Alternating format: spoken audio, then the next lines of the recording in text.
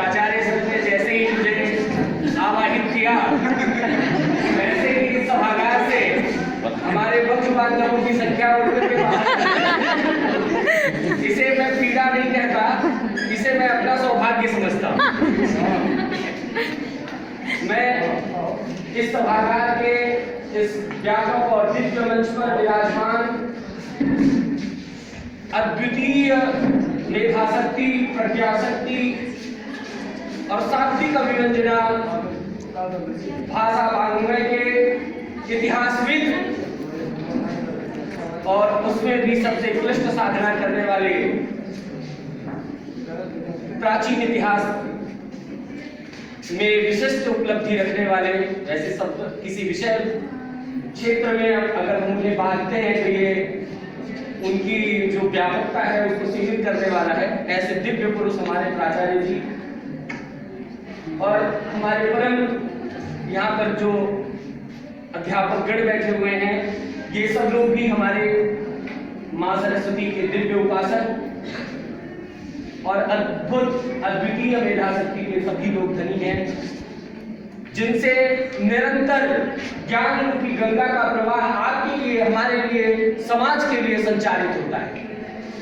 तो उनके मुख से निकली हुई प्रत्येक बात आपके लिए मंत्र शक्ति से कम नहीं है, और वह मंत्र शक्ति आपके लिए जागृति का प्रतीक बने, इसके लिए भाषा बहुत ही महत्वपूर्ण है।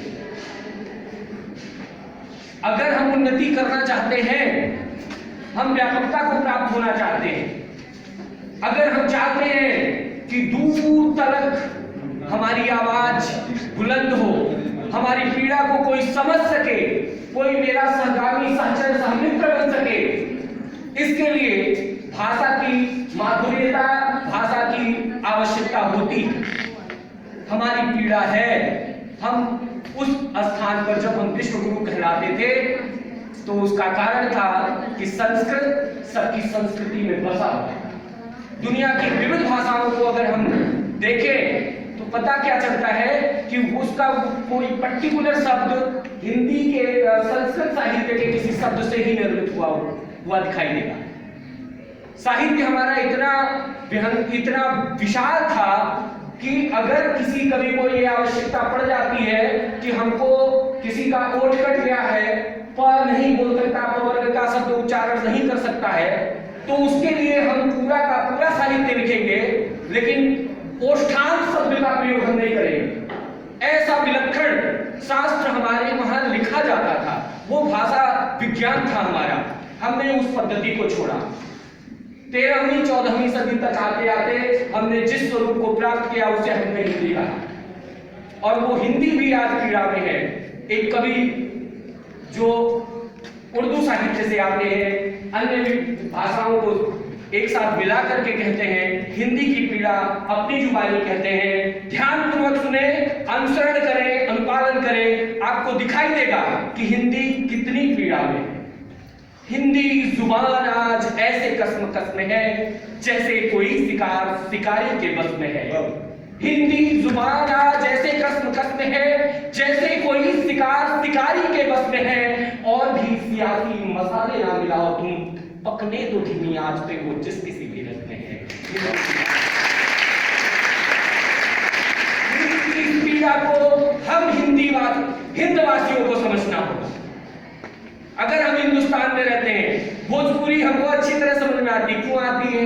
क्योंकि हम भोजपुरी, हमारे आसपास के वातावरण में हमको जो साहित्य भोजपुरी में बताया जाएगा अच्छी तरह समझ में आता है। हिंदी में समझाई जाए, कोई बात कह दिया जाए, अच्छी तरह समझ में आ जाएगी। थोड़ा सा शब्द कठिन भी हो गया तो भी अगल बगल से बराबर कर लेंगे। लेकिन वही बात अंग्रेजी में कही जाएगी, नहीं समझ में आएगी। दूसरी किसी जुबान में कही जाएगी, नहीं समझ में आएगी।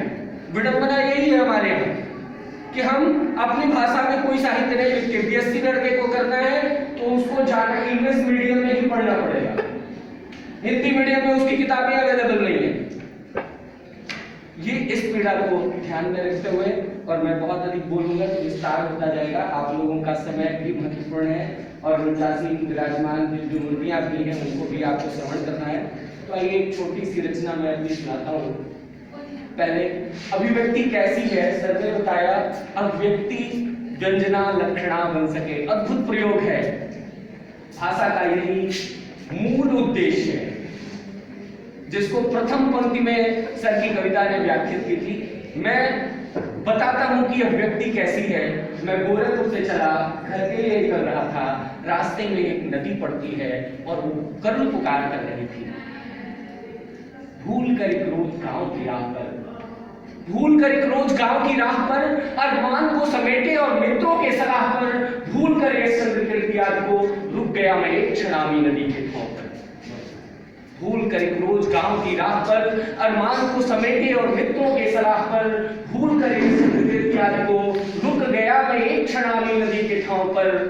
और आमी नदी की दशा क्या थी? भूल कर एक रोज गांव की राह पर, अरमान को समेटे और मित्रों के सलाह पर, भूल कर इस चंद्रकृति याद को, रुक गया मैं एक क्षणामी नदी के ठाव पर। दशा क्या है? ध्यान से सुनिएगा। अगर आपने कभी आगे की उस पीड़ा को देखा होगा, समझा होगा, तो आप उससे जुड़िएगा और ऐसा कोई भी कार्य मत करिएगा कि जिससे आमी की पीड़ा आपकी और भी मूल पीड़ा बन जाए। ऐसा कोई कार्य ना करें कि जिससे वह आमी, दूसरी कोई आमी तैयार हो जाए। ध्यान से सुनिएगा। दुर्गंध से भरी सड़ी शराब से मिली हुई, दुर्गंध से भरी सड़ी शराब से मिली हुई, तकदीर अपनी वो लिए तकरार को खड़ी हुई। कहने लगी मैं हूं अभी दामिनी, अत्याचार मुझ पर मत करो, सरस निर्मल जल मेरा बेकार, इसको मत करो। धन कमाना ही नहीं धनवान करता है तुम्हें, प्रकृति प्रधान जीव तुम बलवान करता जल तुम्हें। इसलिए है निवेदन अब और ना सताओ, अमृत भरा था जल में विष और ना मिलाओ, मेरी लाज बचाओ, मेरी लाज बचाओ। इस आमी की करुण वेदना में बहुत सारे तत्व समाहित थे। हम प्रकृति का संरक्षण कर सकते हैं, हम प्रकृति का संवर्धन कर सकते हैं। जल ही जीवन है, जकार परक जल, जकार परक जीवन, नकार परक लय को बर्बाद तुम मत करो। ये उसकी अंतर्वेदना है। वो एक नदी ही नहीं है। नदी क्या है? नदी जीवन है। अगर हम समझें, रुक गई अगर साधना है, ये पूरा जीवन हमारा साधना है। क्या है? रुक गया साधना का पथ अगम पर प्रगट जीवन की निशानी, सजल बूंदे तन कला पीड़ित धरा को प्राण देती, और धरती अन्नदावन मानवों को प्राण देती, अग्नि जल जल कर जगत को ज्योति का वरदान देती। त्याग निष्कामियों की आज की विस्तृत कहानी, साधना का पथ अगम पर प्रगति जीवन की निशानी। रुक गया यदि जल कहीं तो, बहुत मार्मिक विषय में कह रहा हूं। क्यों? नदी जीवन है। रुक गया यदि जल कहीं तो गंदगी का वास होगा, रुक गई यदि एक क्षण भी श्वास जीवन रास होगा, और नैसर्गिक नियम यदि रुक गए तो नाश होगा। नैसर्गिक नियम, नित्य का नियम, और नैसर्गिक नियम यदि रुक गए तो नाश होगा। भय निराशाग्रस्त हो रुकना मरणता की निशानी, साधना का पथ अगम पर प्रगति जीवन की निशानी। बात समझ में आ गई? नदी अगर प्रवाहित है, बह रही है तो नदी है, नहीं तो पानी सड़ रहा है, नाला है। इसलिए इस जीवन की मर्यादा है, चलायमान है। संसार में सब कुछ, कोई भी चीज स्थिर रहने वाली नहीं है। इसकी गतिशीलता के नियम हैं। बच्चा बचपन में जिस तरह से भी रह लेता था, वही प्रोटोकॉल, वही नियम उसके लिए उसके युवावस्था में, वृद्धावस्था में लागू नहीं होते हैं। बच्चे हैं तो छुपन में है, गलतियां करते हैं तो कह देते हैं लोग क्या, बच्चा है। बचपन में गलतियां हो जाती हैं, लेकिन वही बुढ़ा कर दे तो,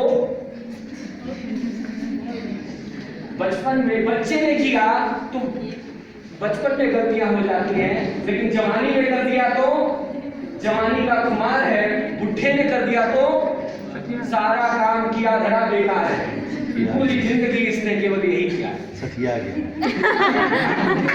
संजय बेटा बताया, सठिया गया।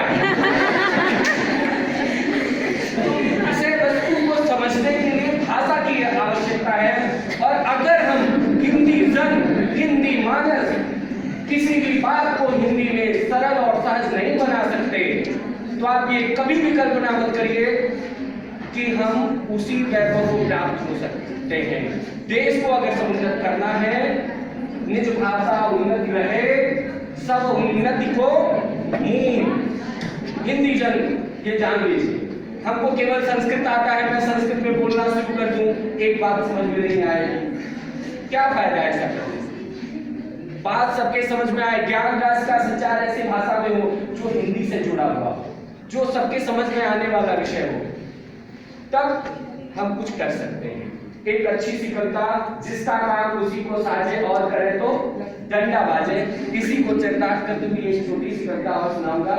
इसके साथ मैं अपनी वाणी को विराम दूंगा। कारण मैं देख रहा हूँ कि धीरे धीरे सबके पेट में चूहे कूद रहे हैं और मुख भी प्यास से भर गया होगा, शायद घर की याद भी आ रही होगी, टेलीविजन पे कोई अच्छा सा कार्यक्रम भी देखने का मन होता होगा। लॉकडाउन ने ऐसा कर दिया है सबको, पर ऐसी पीड़ा मैं नहीं दूंगा। शब्दातिरेक होता है, शब्द के कीड़ी कहलाते हैं हम लोग। तो सौभाग्य से एक क्षण चाँद ने देखा देखा पाप, अदृश्य किरण तरंगों में दिखलाया अपना प्रभुता। साहित्य के शब्द हैं, थोड़े से कठिन लगेंगे, समझने का अगर प्रयास करेंगे तो आप लोग समझ पाएंगे। सौभाग्य से एक क्षण चाँद ने देखा दिन का पाप, अदृश्य किरण तरंगों में दिखलाया अपना प्रबल प्रताप। कभी कभी दिन में हम देखते हैं कि चंद्रमा दिखाई देता है, तो उसी भाव को लेकर के, और मैं इस पूरी कविता को आगे बढ़ाता हूँ, इसको कई अर्थों में मैंने व्यक्त किया है। सौभाग्य से एक क्षण चाँद ने देखा दिन का पाप, अदृश्य किरण तरंगों में दिखलाया अपना प्रबल प्रताप। बादल की ऊंच में छुपकर देख रहे थे दिन के नवाब। ऐसा कब होता है? प्रिंसिपल सर नहीं है तो मैं प्रिंसिपल सर की नकल कर सकता हूं। एक बार को कोई टीचर नहीं है, उसकी नकल कर सकता हूं, लेकिन जैसे ही ये अपना अनुभव बता रहा हूं, आप लोग किए कि नहीं, बहुत एंजॉय का विषय होता है। बच्चे जब कोई टीचर बाहर चला गया और उनकी पढ़ाई हुई कोई अच्छी एक्टिविटी हमको रिप्रेजेंट करनी होती है, तो ब्लैक बोर्ड के सामने खड़े हो जाते हैं, चाक और डस्टर लेके, और सीधे सीधे हमको कार्य करना शुरू कर देते हैं। तो ये बड़ा अच्छा अनुभव होता है। लेकिन जैसे ही कोई सर जी हमको दिखाई देते हैं, तो जल्दी जल्दी आकर के डस्टर जहाँ है वहाँ, चाक जहाँ पे है वहाँ रख करके अपने स्थान को, होता है ना, और बहुत आनंद आता है। तो जिसका काम जिसको साझे और करे तो डंडा बाजे, डर लगा रहता है।